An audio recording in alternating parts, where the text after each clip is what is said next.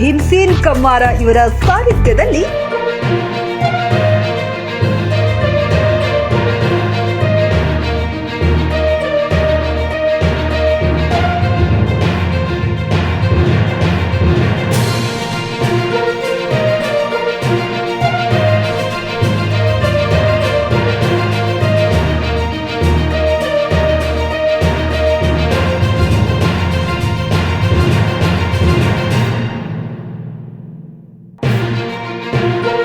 ಇಂಚಗೇರಿ ಸಂಪ್ರದಾಯದ ಆಧ್ಯಾತ್ಮ ಸಪ್ತಾಹ ಕಾರ್ಯಕ್ರಮ ಬೆಳಗಾವಿ ಜಿಲ್ಲೆಯ ಗೋಕಾಕ್ ತಾಲೂಕಿನ ಪುಡಕಲಕಟ್ಟಿ ಗ್ರಾಮದ ಇಂಚಗೇರಿ ಸಂಪ್ರದಾಯದ ಆಧ್ಯಾತ್ಮಿಕ ಸಪ್ತಾಹ ಕಾರ್ಯಕ್ರಮ ಪುಡಕಲಕಟ್ಟಿ ಗ್ರಾಮದಲ್ಲಿ ಪ್ರತಿ ವರ್ಷ ಪದ್ಧತಿ.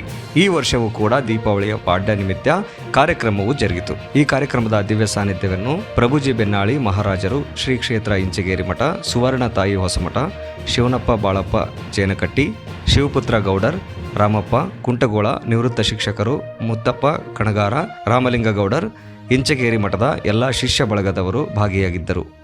ವಿಮಲ ಬ್ರಹ್ಮ ನಿರೂಪಣ ನಾಮ ಸಮಾಸ ದಶಮ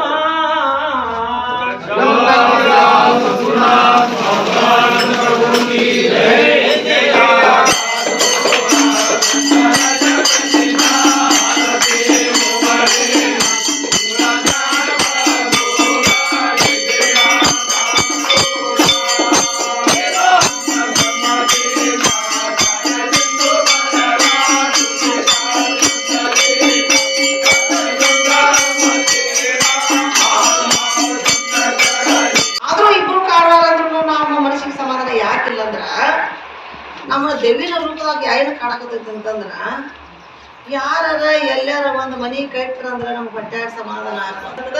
ಅದ ದೇವರಾಗಿ ನಮ್ಮನ್ನ ಕಾಡಿ ನಮ್ಮ ಮನುಷ್ಯನ ಶಾಂತಿ ಹಾಳು. ನಿನ್ನೆ ಅಲ್ಲಿ ಮನೆ ಅವ್ನ ಹೊಲ ಬೀಡ ಬಿದ್ದಿತ್ತು, ಬೋರ್ ಮೋಟರ್ ತಂದು ಬೋರ್ ಹೊಡಿಸಿದ, 3 ಇಂಚ್ ನೀರ್ ಬಿತ್ತು. ನಂದು 1.5 ಇಂಚ್ ಬಿದ್ದದ್ ಮತ್ತೆ ಯಾರೋ ಬಂದ್ ಆದ್ರು.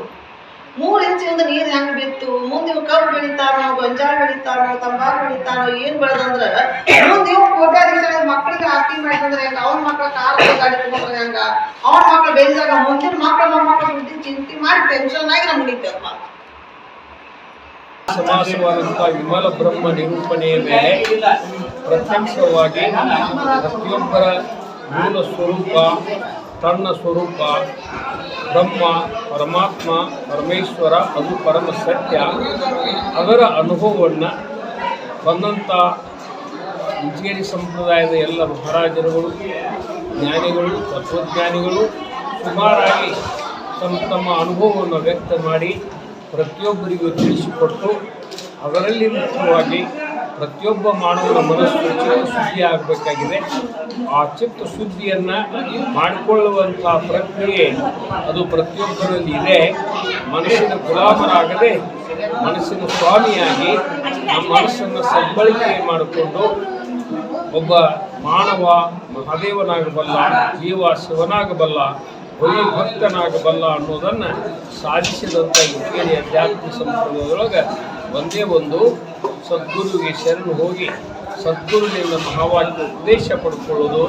ಉಪದೇಶ ಏನಂತಂದ್ರೆ ಸದ್ಗುರು ಕೊಟ್ಟಂಥ ನಾಮ ಅಂದ್ರೆ ಪರಮಾತ್ಮನ ಹೆಸರು.